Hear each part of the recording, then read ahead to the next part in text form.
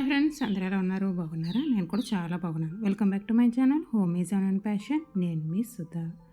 ఇంక ఇది evening around time వచ్చి 3:30 అయ్యింది. చిన్న హ్యాపీనెస్తో ఈవినింగ్ అయితే స్టార్ట్ అయింది.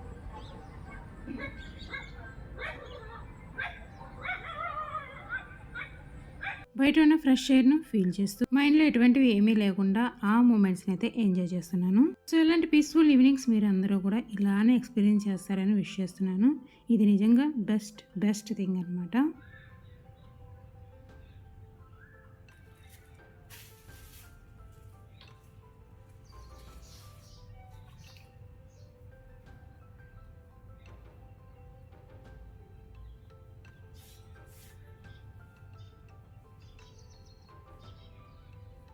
ఈవినింగ్స్ ఆర్ సో బ్యూటిఫుల్ కదా.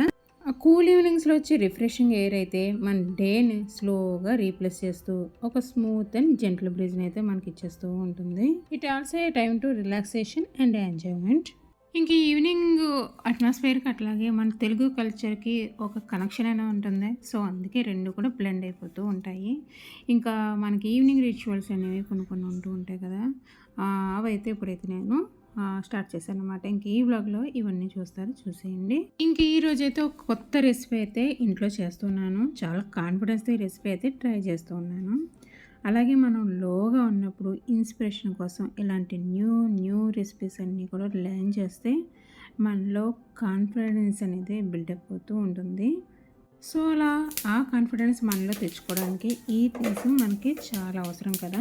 ఈ రెసిపీ వచ్చేసి నేను ట్రై చేసేది ఫ్లెక్స్ సీడ్స్ పౌడర్ అనమాట. ఇందులో సెసమే సీడ్స్ కూడా యాడ్ చేస్తున్నాను, అంటే నువ్వులు కూడా అనమాట.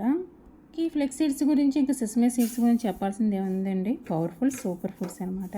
ఇంకా ఈ ఫ్లెక్స్ సీడ్స్లో omega 3 fatty acids, fibre, protein, ఇంకా ఇవన్నీ కూడా మన హార్ట్ హెల్త్కి కానీ హెయిర్కి కానీ స్కిన్ కానీ ఎంతో మంచివి. ఇంకా అట్లాగే సెసమి సీడ్స్ గురించి చెప్పాల్సిందే ఉందండి. Calcium, iron, fibre, protein rich food అనమాట ఇదైతేనే.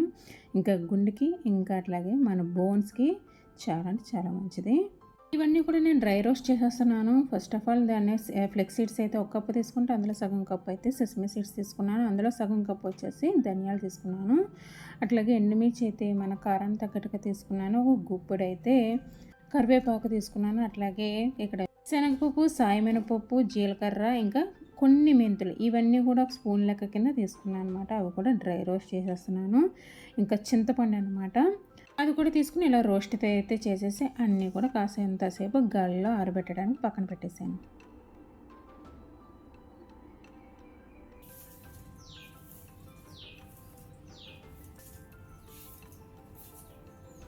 ఇంకా నెక్స్ట్ వచ్చేసి ఈవినింగ్ రిచువల్స్లో మనకి ముఖ్యంగా మన ఇండియన్స్ అయితే చేసేది ఇంట్లో అలాగే బయట గుమ్మాలు తుడుచుకోవడం అనమాట. ఇది చాలా మస్ట్ అండ్ ఇంపార్టెంట్ కదా. మనం అందరూ కూడా ఈవినింగ్ అయ్యేటప్పుడు ఇట్లా గుమ్మాలు తుడుచుకుని చక్కగా బయట దీపాలు ఇవన్నీ కూడా వెలిగించుకుంటూ ఉంటాము. సో నేను కూడా అలాగేనమాట. ఫస్ట్ ఈ గుమ్మాలు ఇవన్నీ కూడా బయట బాల్కనీ ఇవన్నీ కూడా తుడుచుకుని వచ్చేసాను. చాలా ఆకులు ఉన్నాయి కదా. అయితే ఈ సమ్మర్లో నా చెట్లన్నీ కూడా చాలా అంటే చాలా పాడైపోయినాయండి. నాకు అర్థమైంది ఏంటంటే నేను నా మొక్కల్ని మెయింటైన్ చేయలేకపోతున్నానని అర్థమైంది అనమాట. దీనికైతే నా హెల్ప్ తీసుకోవడానికి ఎవరు అవ్వట్లేదు. మా ఇంట్లో మా వారికి కుదరట్లేదు, అటు మా హెల్పర్కి కూడా తనకు చెప్పినా చేయట్లేదు ఇలాగనమాట. సో అందు గురించి సమ్మర్ హాలిడేస్లో నా మొక్కలన్నీ కూడా చాలా వరకు అన్నీ కూడా చనిపోయినాయి. ఇంకా నేను ఇంతకు మించి మొక్కలు ఇంకెక్కువగా పెంచకూడదని చెప్పేసి ఒక అండర్స్టాండింగ్ అయితే వచ్చానమాట. ఉన్న వాటిని చక్కగా చూసుకుంటే చాలు అని చెప్పేసి అనుకుంటున్నాను.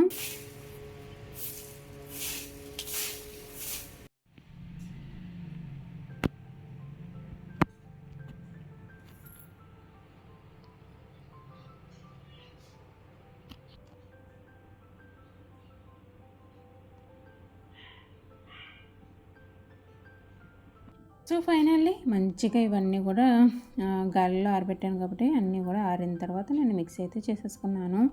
చక్కగా వీటి మంచిగా పొడి కింద చేస్తాను అనమాట. కొంచెం వేసుకుంటూ మిక్సీ వేడి అవ్వకుండా, మీ వేడైతే ఇదంతా కూడా పొడిలాడుతూ రాదనమాట. సో అందు గురించి కొద్దిగా మిక్సీ చేసుకుంటూ ఇదిగో ఈ విధంగా పట్టి మళ్ళీ ఒక 2 మినిట్స్ అయితే నేను ఇట్లా మళ్ళీ ఫ్యాన్ కింద పెట్టాను అనమాట.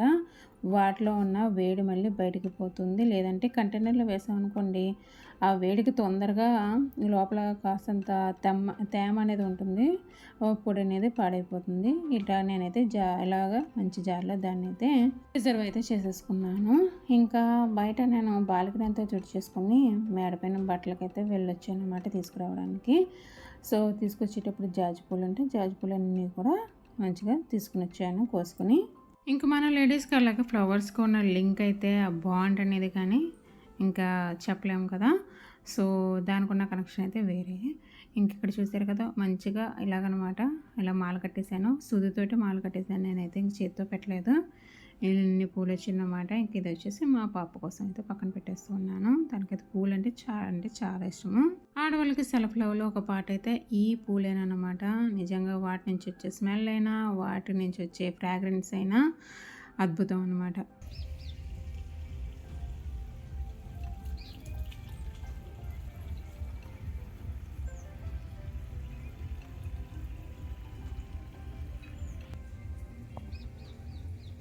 ఇంకా తర్వాత వచ్చేసి ఇంకా నా ఈవినింగ్ రిచువల్స్లో ఇంకా మొక్కలకి ఇలాగా వాటర్ పోయడం అనమాట.